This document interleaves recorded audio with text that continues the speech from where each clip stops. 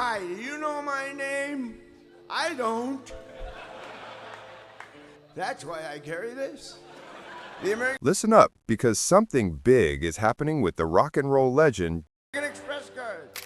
And Don and Glenn wanted to go a little more R&B. Joe Walsh, the amazing guitarist from the Eagles. They were painting themselves in the corner with the country rock hits. For a long time, Joe was known as the wild guy, the one with the crazy stage moves and the unforgettable guitar solos, but also the one who lived a very rough life filled with drinking and drugs.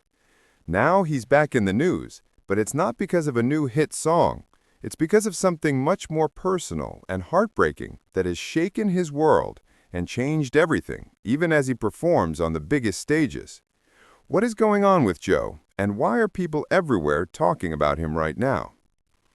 Joe Walsh is dealing with the biggest challenge he's faced since he finally decided to get sober many years ago. The world recently lost Richard "Smokey" Wendell, a man who was Joe's closest friend and his road manager for over 30 years. Smokey wasn't just a boss or an employee. He was the person who helped Joe pick up the pieces of his life when everything was falling apart. He was the silent, strong guardrail that kept Joe on the path of sobriety for decades. His passing has left a huge empty space in Joe's life, right when the Eagles are back on a major tour. The news hit the rock world like a sudden, unexpected storm.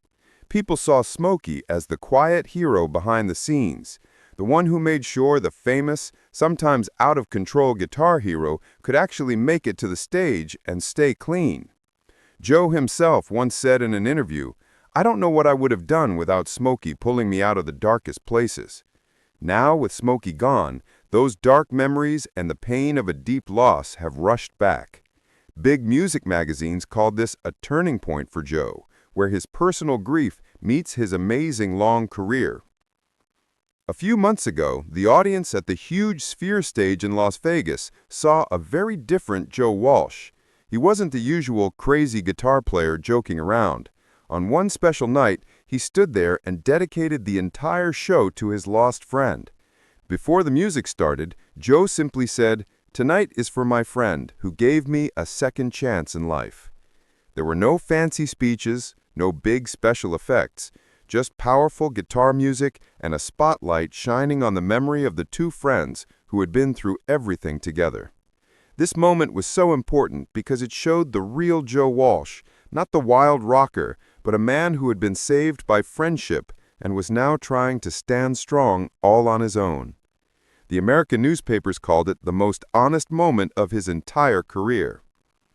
Even though Joe isn't sharing all the details of his sadness, everyone watching realizes that with every song he plays, he's starting a new chapter. Dedicating that show to Smokey wasn't just a goodbye. It was Joe's way of saying, "I'm still moving forward. I'm going to keep the promise of sobriety that he helped me make."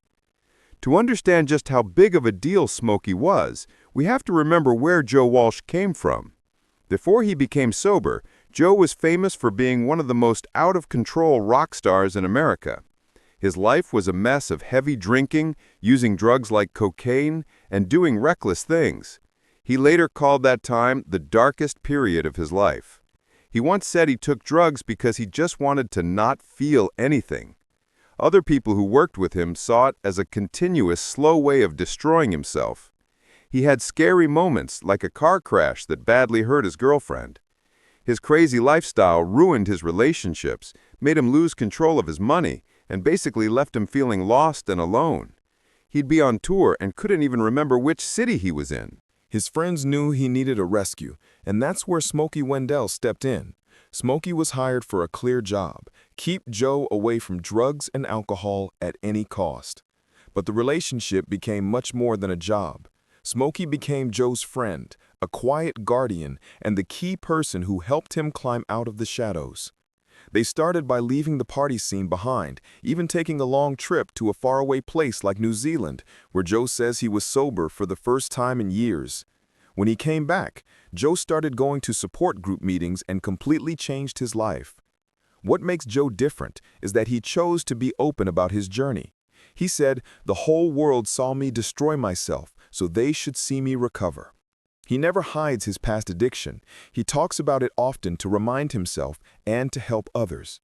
Piece by piece, he rebuilt his life, cutting off unhealthy friendships and making new, better ones, like with his fellow musician Ringo Starr. Every single sober day was a small win. Joe didn't just stay away from temptation, he even started helping others by co-founding groups to support people struggling with addiction. He never saw his past as a shameful secret, but as a way to stand up and help others. He was very strict about one thing: zero tolerance for going back to drugs or alcohol. But being sober was only half the battle. Joe Walsh still had to keep his spot in one of the world's biggest and best bands, the Eagles. Joe wasn't just good when he joined the Eagles, he completely changed their sound. Before him, they played gentle country rock, but Joe brought his loud, fiery guitar playing, which made them a heavier, more rock and roll band. This change gave them massive hits like Life in the Fast Lane and, of course, Hotel California. That amazing guitar solo in Hotel California is now one of the most famous solos in all of rock music. However, all that success didn't mean things were peaceful backstage. There were often disagreements and tensions within the Eagles, especially over how the music should sound and who got credit. Joe had a huge impact on the sound, but he wasn't the main songwriter on the biggest hits, which caused some unfair feelings among the band members. Plus, being on the road all the time, non-stop touring, recording, and making albums put huge stress on everyone. This stress led to fights and arguments, and at one point, the Eagles actually broke up for a long time because they couldn't get along anymore.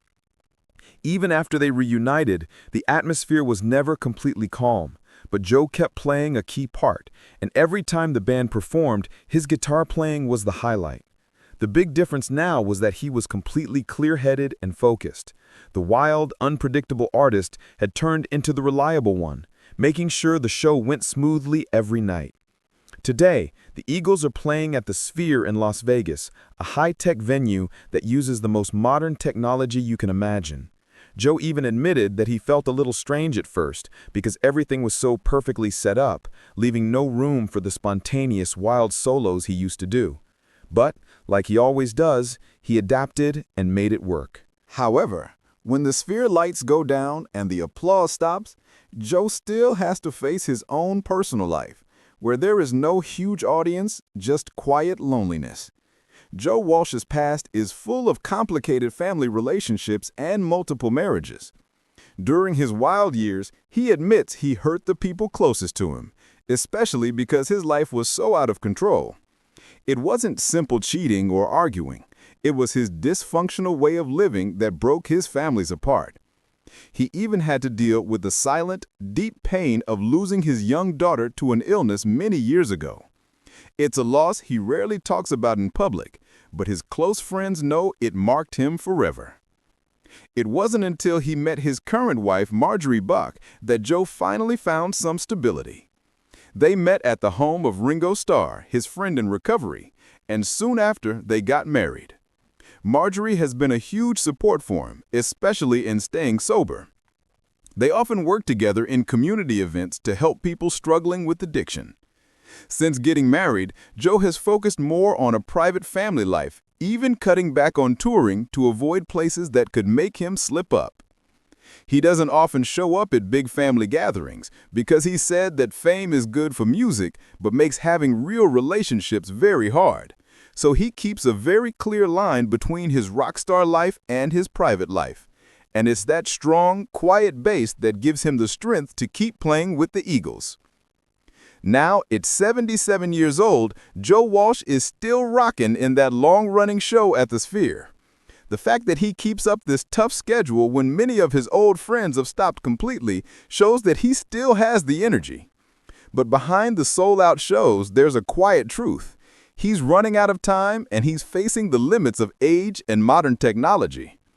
While some artists slow down, Joe keeps taking on big shows. He does this not just because he has to, but because the stage is the one place where he still feels strongly connected to who he is. Every show is a chance to prove that he still got it, that he gets to decide when his journey ends. The Eagles have had some lineup changes, but Joe has taken on more and more of the playing roles lately. He's the lead guitarist, but he's also the link between the band's long history and the new modern way they play on stage.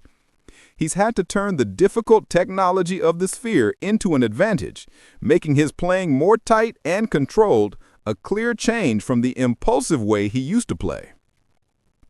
But there's another important project, too.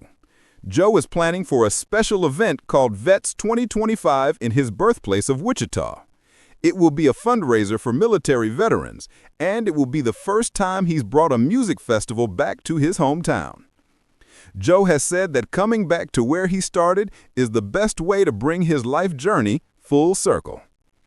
Even though he hasn't officially announced that he's retiring, this big show at the Sphere combined with the special homecoming event in Wichita makes many people think he's quietly putting a beautiful end mark on a major chapter of his long career. Joe Walsh hasn't made any big dramatic announcement about quitting. Instead, he's chosen to just keep performing and let his music speak for itself. He is quietly getting ready to close a performance cycle that has lasted more than half a century. His story is about amazing talent, falling down hard, finding your way back up, and carrying on even when you lose the person who helped you the most. It's a story about rock and roll, but more importantly, it's a story about being human. If you found Joe Walsh's journey worth listening to, please hit the like button right now to support the video. Share this with anyone who loves the Eagles or anyone who needs a story about finding the strength to recover. And most importantly, subscribe to our channel so you don't miss our next story. Leave a comment below and tell me, what is your favorite Joe Walsh moment or song? Thank you for watching until the very end.